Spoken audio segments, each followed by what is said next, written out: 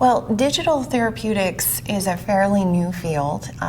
It's a new area that is growing in healthcare in general, but what we're seeing is that it's also expanding into mental health and addiction and even chronic pain.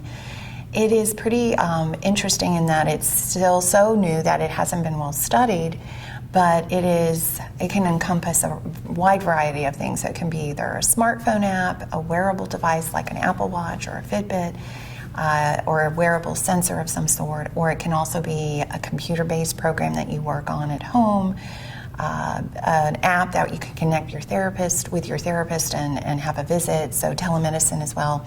And all of these kind of areas that are considered a digital therapeutic. And it's really meant to connect the patient with their provider, but also help them learn to manage their care or manage their condition, monitor their progress. There's a wide variety of things that it can be used for.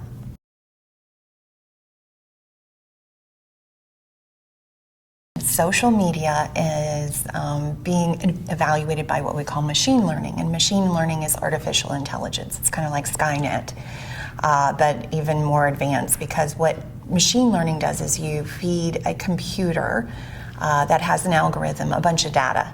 So for instance, with social media, there are some studies that have been done showing that if you evaluate a bunch of Instagram accounts or Facebook accounts, you can actually use that machine learning or that computer to analyze what people post, what comments they make, what they like, even things like where they post or what they post about. And so you could take all that data and then figure out if someone might be at risk for a depressive episode or a manic episode, or if they might have a substance use disorder like alcohol use disorders. And it's all based on what people put on social media. It's pretty interesting.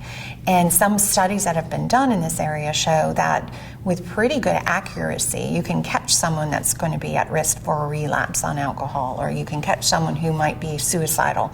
So this is where that kind of digital therapeutics and machine learning is kind of going into.